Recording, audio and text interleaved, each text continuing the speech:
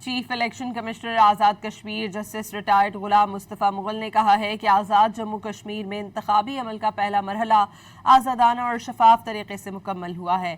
Justice retired Ghulam Mustafa Mughal نے کہا کہ تمام سیاسی جماعتوں نے انتخابات میں بھرپور حصہ لیا، پولنگ پرامن ماحول میں منعقد ہوئی۔ انہوں نے کہا کہ لوگوں نے بڑی تعداد میں اپنا حق رائے دہی استعمال کیا۔ سماہنی میں پولنگ میں رکاوٹ ڈالنے والوں کو گرفتار کیا گیا۔ چیف الیکشن کمشنر نے مزید کہا کہ انتخابات کے دوران امن و امان کے قیام کے لیے قانون نافذ کرنے والے اداروں کا کردار مثالی رہا۔ Chief election commissioner Azad Kashmir justice retired Ghulam Mustafa Mughal نے کہا ہے کہ آزاد جموں کشمیر میں انتخابی عمل کا پہلا مرحلہ آزادانہ اور شفاف طریقے سے مکمل ہوا ہے۔